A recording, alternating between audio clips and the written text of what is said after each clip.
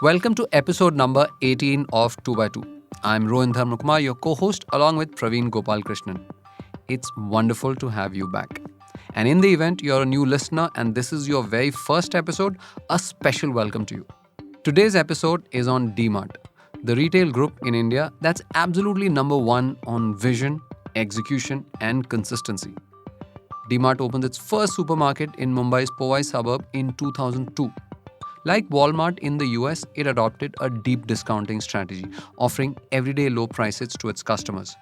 Today, it has 381 stores. It's extremely well run, and I do mean extremely. In spite of offering its customers the deepest discounts, Dmart's net profit numbers beat the best among its global peers. And yet, analysts and investors have been getting increasingly bearish of Dmart's future strategy. Because what got it from 2002 to 2024, they argue, might not necessarily take it to, say, 2034. One big reason is quick commerce. That's right. Armies of underpaid contract delivery workers rushing from dark stores managed by notionally independent owners on behalf of younger companies like Zomato, Swiggy, Zepto, Big Basket, and even Flipkart are challenging the conventional wisdom on retail, forcing Dmart to pause and blink. What should it do? Stick to what it knows and does best? Or learn new digital and delivery tricks in its middle age? With only an estimated 5% of the 500 billion urban market for food and groceries currently penetrated by organized and modern retail, which way Dmart goes has profound implications for India. To discuss this, we invited Govind Srikhande, former managing director of Shopper Stop, overseeing all its formats including Shopper Stop, Hypercity, Crossword, Home Stop, beauty formats, airport, duty-free retail, etc. Govind has spent over 40 years in the retail sector, having been part of the launches of Denim and Arrow, relaunch of Vivaldi, and turnaround of Shopper Stop. He's currently an independent director on the board of a few companies and a mentor to a few startups. Our other guest is Sita Raman G, aka Sita. Sita is deputy editor at The Ken and also leads The Ken's coverage of retail. He's written quite a few stories on Dmart over the years, which we'll link to in our show notes. Let's start.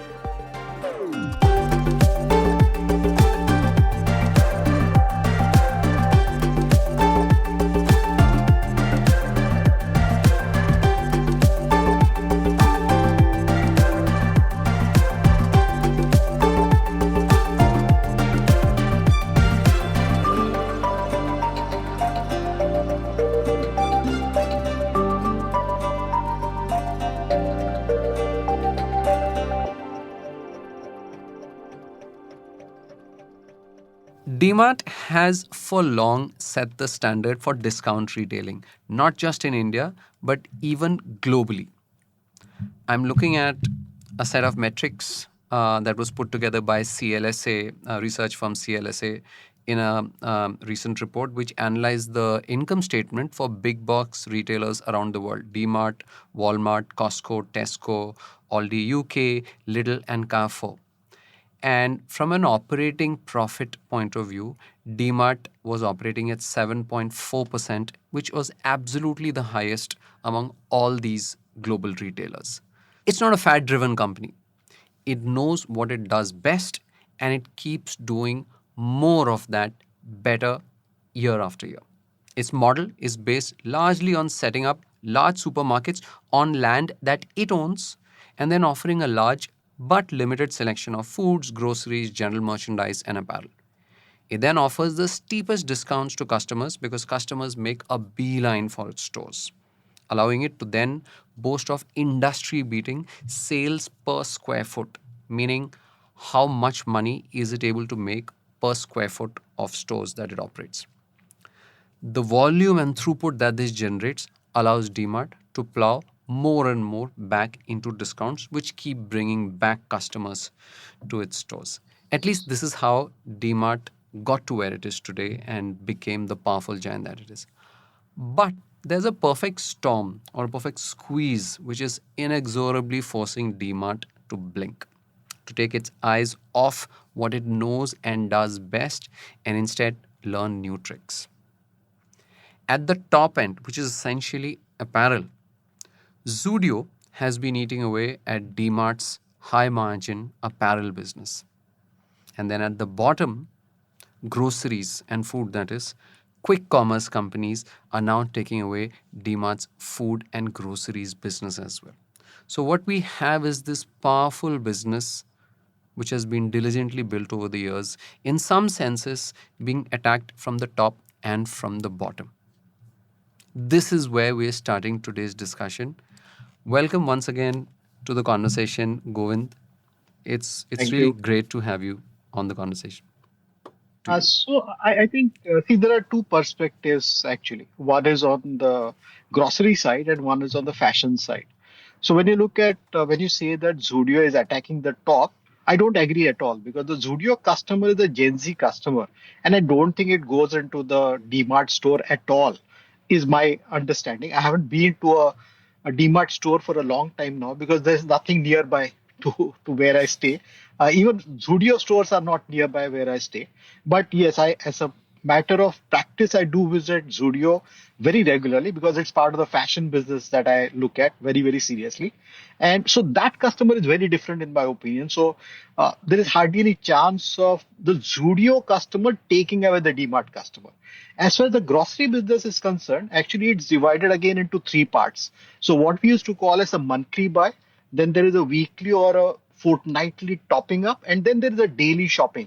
So daily shopping is where I think the biggest risk for DMart exists because that is where customers are looking for time saving, money saving, multiple kinds of things, and including freshness because that was another new twist that I heard recently, that household women are looking at freshness as one item, and for that freshness they are looking at quick commerce because that is where they will get that product immediately rather than buying 2 weeks ahead, 4 weeks ahead, 6 weeks ahead.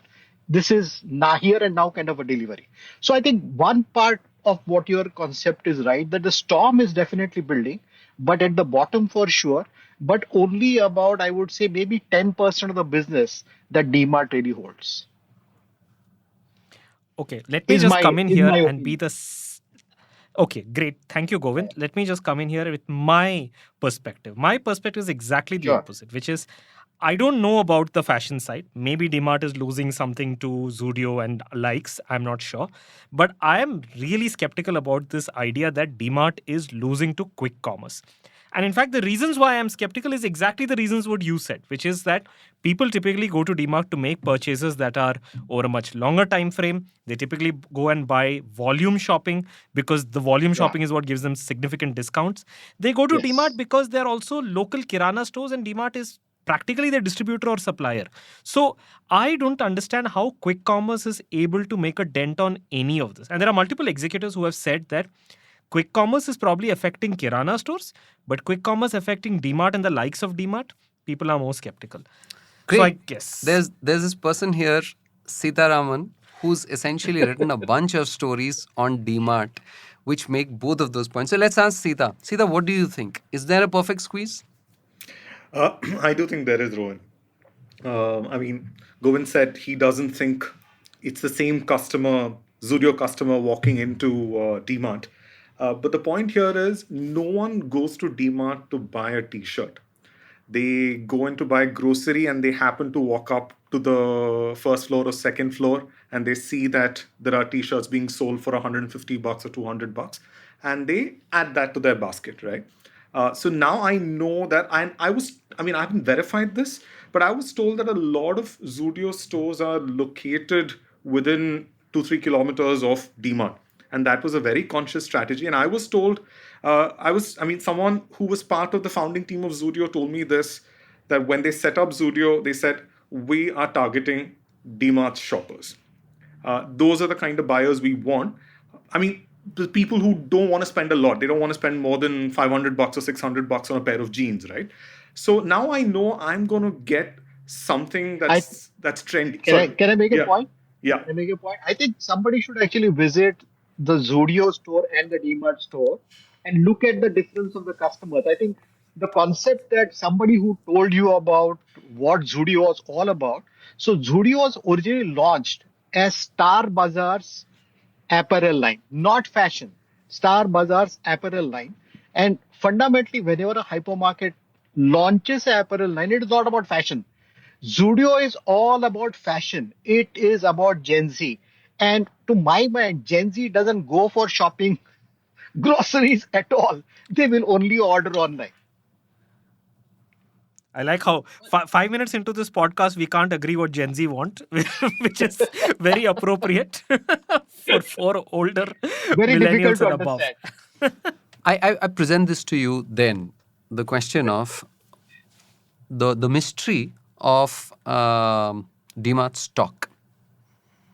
Um, right now, its stock is significantly down from its peak. If I'm not Yeah. mistaken, it was yesterday, it was around 3,600 or something like that. I don't know. Today has been a bad day for the markets. I don't know what it is today. And I was also looking at its patterns over this year, and it seems to have the fall seems to have accelerated in the last 2 to 3 months. By the way, which is also the period where we are seeing a lot of activity and conversations around quick commerce, around Ecom. Blinkit, around Swiggy, Yes. Instamart listing, etc. So, what explains and the fall of DMart stock? Because if things are going good, if the people who go to DMart stores are not being lured by quick commerce, if they are not the people who are going to Zudio, then Govind, what do you think is happening and why investors still not as trustful of the DMart model as they were earlier? I would say the story has two different, I would say, tonalities. One is the emergence of QCOM. I think 12 months back, 18 months back, I think QCOM everybody had written off. Let's accept that. I don't know whether what you had written or Sita Oh, had no, no, no. written We there. are also part of that group that had written it off. In fact, we did a podcast about it where we sat Yes, and examined ourselves. Why did we correct. write it off and what mistakes did we make and what did we learn from it? Absolutely. So what's really happened is in this last 1 year, there has been a quick turnaround of QCOM for sure. And it's really growing at a fast pace. I still don't know when will it make money. So that's another matter altogether. The adoption by customer has been, I would say, much faster than I would say the financial numbers, how they would rack up over a period of time. We still don't know. Part one of the story. Part two of the story is QCOM offers a limited number of SKUs. A DMart store offers, I don't know how many times is it, 20 times, 30 times kind of number of SKUs that a DMart store offers. So you can't fulfill through QCOM everything that you are going to do in your monthly shopping. Yes, the QCOM guys are also trying to increase their basket of products that they're offering, including fashion as well that they're offering. But we'll have to wait and watch. And yes, we'll have to really see how that growth is happening. But markets, I think, are a different animal altogether. Sometimes they read some things better than most of the players in the market, and sometimes they misread it also. So I wouldn't really go by what market is reading or not reading. I would go by the growth of the business. So growth of business in DMart definitely has slowed down. I want to simplify Demon's business model, and so please correct me, any of you, if I'm wrong. Essentially, it's about like Govind said, like using your since it buys its own land, it gives it the freedom to design and build stores to its own specifications, and even build additional floors later on as stores become successful. So Dmart builds really large stores in the Indian context and puts these 3 4 categories: groceries, foods, general merchandise, and apparel, and offers steep discounts on it, which bring in, like Sita said, the crowds. Because India is, let's face it, it is a developing country, and there is a large percentage of population that's seeking out discounts, and it focuses on throughput, right? Moving people quickly in through the stores, getting them to buy and exit, and that's how it generates the highest per square foot revenue from its stores. This is its model: large stores Yes. offer discounts, no frills, get people out, and whatever money you make, plow it back and offer as discount. So it's in some senses the flywheel that has gotten it to where it is, and it sticks to this, And right? only the top five, 4 or 5 brands in every category. Great. Go. You talk to Right? any Yeah. fancy VC backed, say, cold coffee brand, right? Ask them how hard Not it is available. to get their products placed on the shelves at Dmart. It's So it's no long impossible. tail. Yeah, No no long long tail. tails. Exactly. And also, since they focused on throughput and efficiency, they also reflect that in how quickly they pay their suppliers, because in some senses they're a very efficient cash generating and cash investing and cash paying machine, right? So it's this incredibly efficient large scale retailer which is doing the same things again and again, right? Which is But a very yet, exceptional thing within India, because absolutely. majority of the retailers, they don't pay on time. Sometimes they also raise too many discounts, too many claims, etc. Whereas DMart completely stands out. So they would pay you if it is agreed in 7 days, they would pay actually within 3 days. Take a cash discount, and that's how they keep the supplier more happy and more happy to be working with them all the time. I think that's what really the DMart cycle is. And yet, I mean, based on some of the stories that Sita has written and linked to in the past as well, there was this period where DMart stores, the average size of the stores that it was adding in India had grown to about 50, 60,000 square feet post the pandemic.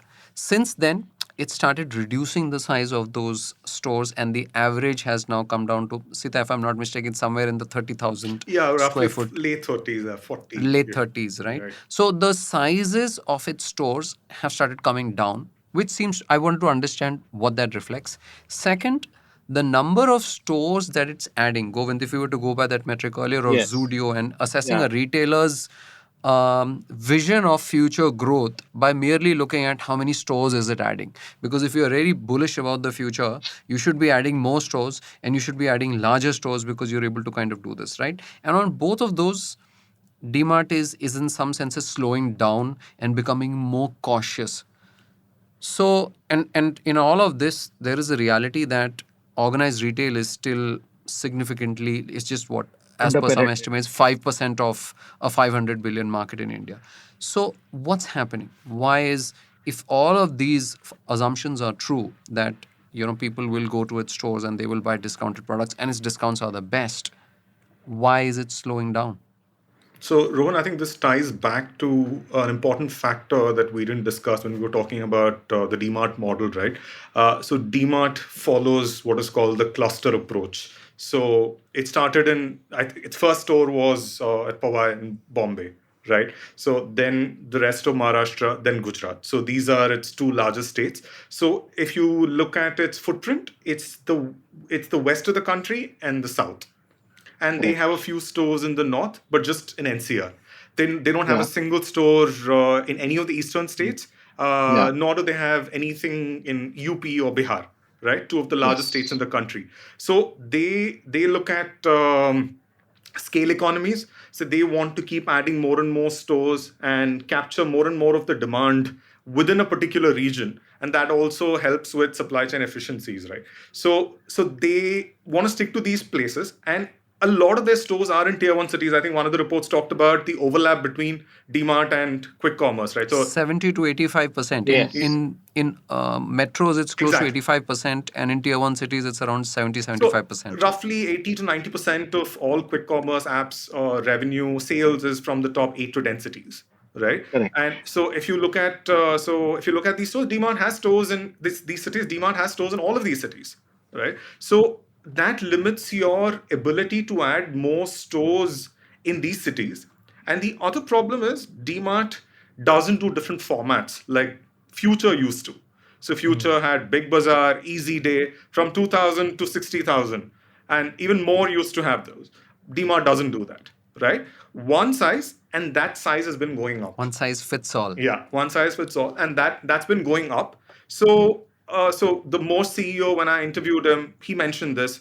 Dmart is limited by its model because it can't go to a town with just say 50,000 people, because that's not a big enough catchment for Dmart. Because it will not consider putting a smaller It store in won't. that It town. won't. So Right. it's like this is, so in some senses, DMart's 35,000 square foot model is the only model that it operates. And so it looks for cities where Exactly. that such model can be successful. Yeah.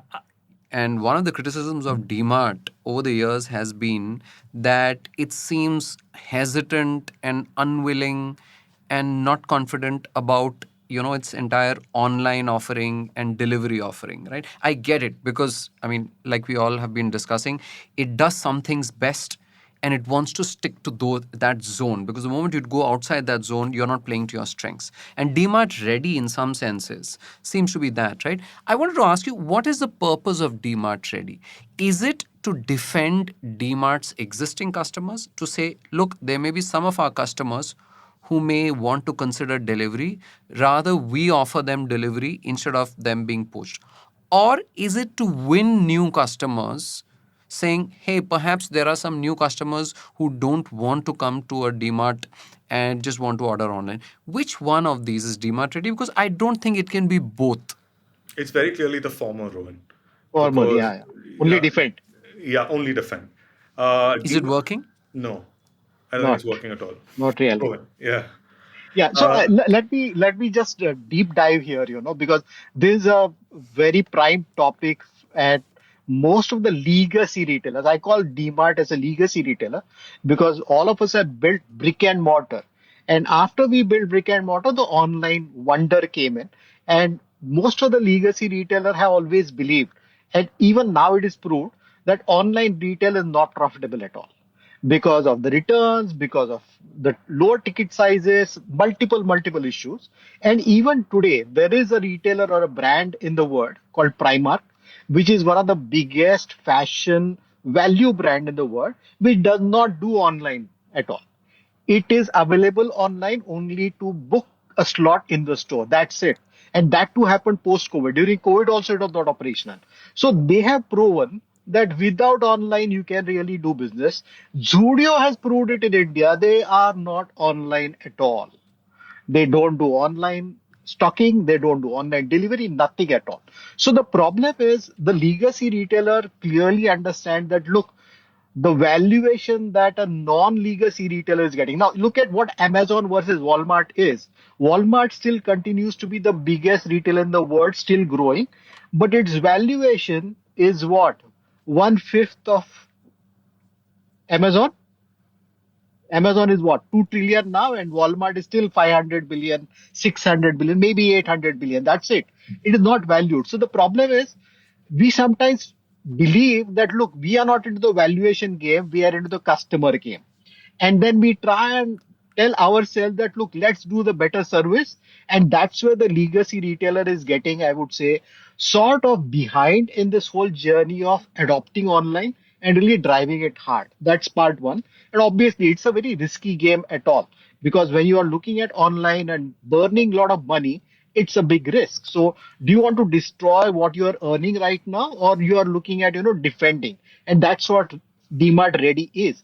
DMart is trying to only defend their existing customers by adding additional delivery process there. That's it. That's what it is. There is this natural cyclicality to all businesses. I can perfectly imagine an alternate universe where there are a bunch of e-commerce companies selling groceries in India.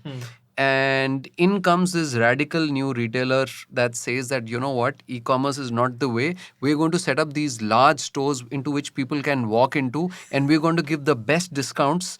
And all the e-commerce companies like, wow, these people And have we'll figured arrange out how them to on do that. shelves so you can That's see right. them. That's right. Right. So and I'm sure it will play out like that. If you just give it enough time, if you give it a 10, 20, 30-year time frame, you'll see the same cycles repeat themselves. Online goes up, then offline goes down. We saw that after the pandemic, right? Yes. So many online players have started offline stores now, right? I mean, so the distinction between online and offline has kind of disappeared. But to kind of come back to this, I mean, Govind, what are DMart's options? Because I don't think, I mean, Sita said that it was binary earlier, it's no longer binary now, but I do feel that there's a certain element of cannibalism, right, which DMart is worried about. If it starts giving its existing customers online delivery, then what really is it? What does it stand for? Why will people even come to it?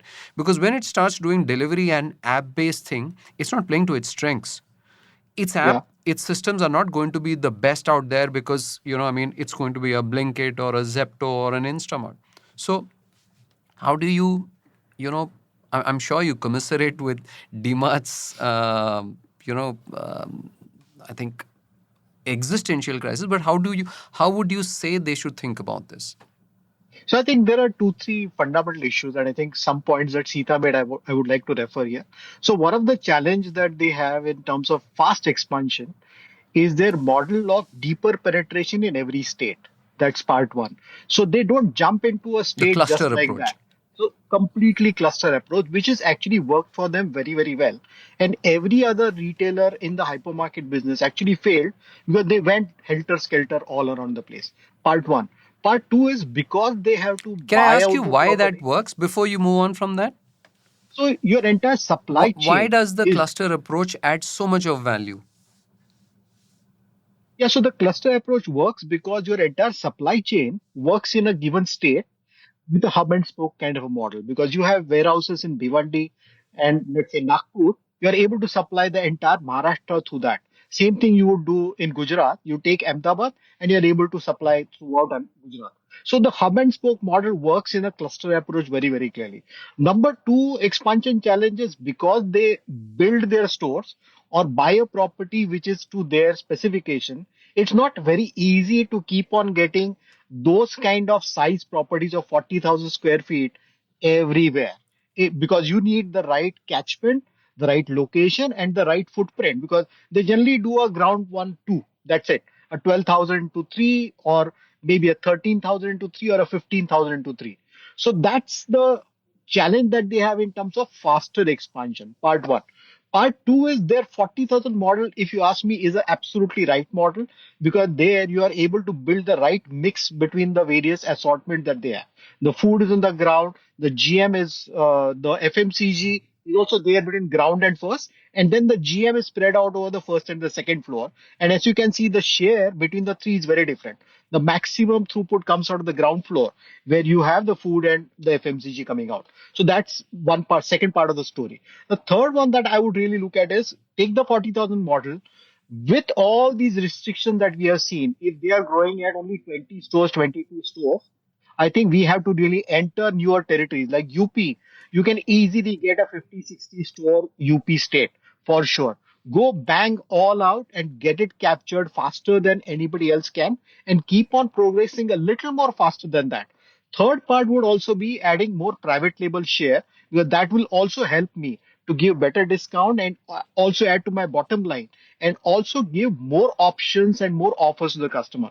So to my mind, strengthening the current model with faster expansion on one hand, more private label on the other, and make the experience a little better than what it is today. Because clearly, I am not their customer. Clearly, Piku is not their customer, but there is a customer who is in between, who is not willing to come. The prestige guy who is just not coming in spite of they being there. Maybe there could be 10 such locations or 12 such locations which are affluent. Can I make that experience at least in those stores a little better? So I think you need to be a little more flexible to adapt to your environment rather than sticking to 100% same model, same service standard, etc. So it's all about Sorry, their Govind. stores and nothing about their app. Sorry. No, No, so I app is want to get slightly to that. different. So that is a different I want to ball get to game that. But altogether. Yeah. even on the stores, Yeah. I mean, if I can distill what you're saying, Govind, you're essentially saying that make some less efficient stores, right? Because, I mean, what we discussed was that, No, you don't have to be um, less efficient because no, even because if there are if, fewer, if it's comfortable for slightly better off people, it means yeah. it's less crowded. If it's less crowded, wouldn't it mean that its throughput is lesser than the other stores? Therefore, isn't it less efficient? So generally the ticket sizes of the affluent customers are much higher. So you will see that in the throughput. So for example, I'll tell you, Hypercity Malad was a 200 crore store. Nobody could imagine a 200 crore store sitting there, and it had no Dmart kind of pricing. It did not have the Dmart kind of product. It had so many long tail products.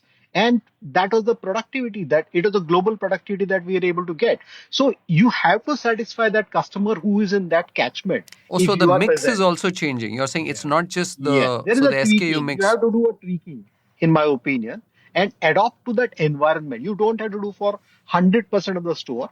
You can do it for the 10, 20, 25 of those defined catchments and then take it on from there. DMART's financial models and planning models assumes certain kind of income distributions, household incomes, Correct. will ability to travel to a store, availability of vehicles, etc., and stuff like that.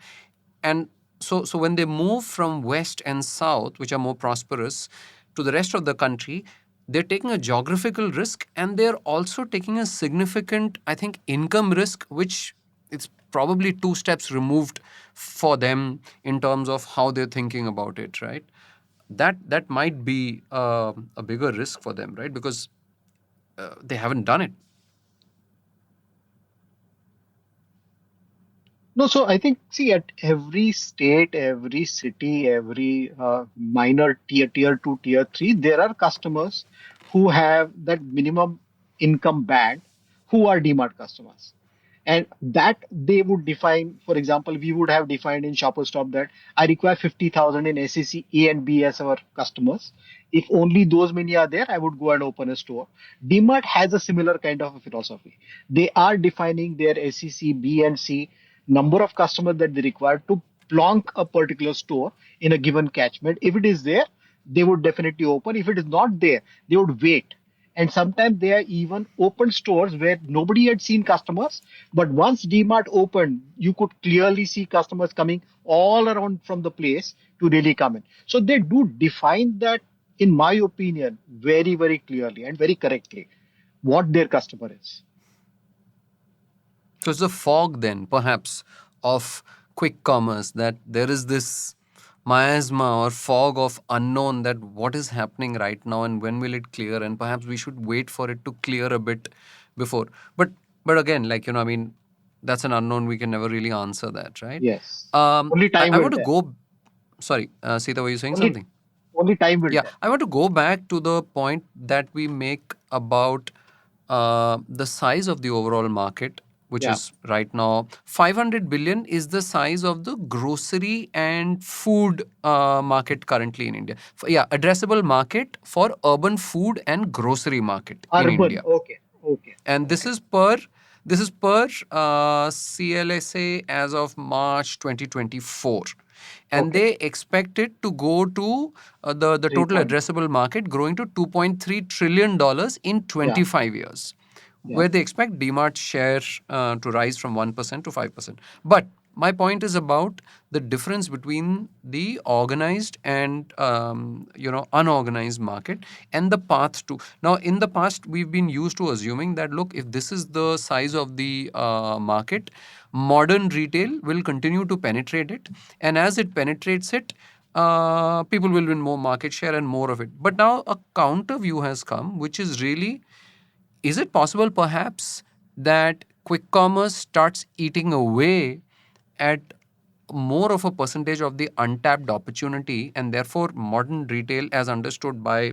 modern format stores, etc., will have lesser of an opportunity? That's a very um, I mean, I'm not sure I believe it, but I've seen that now, because I mean, the talk now is that quick commerce is going to eat everything.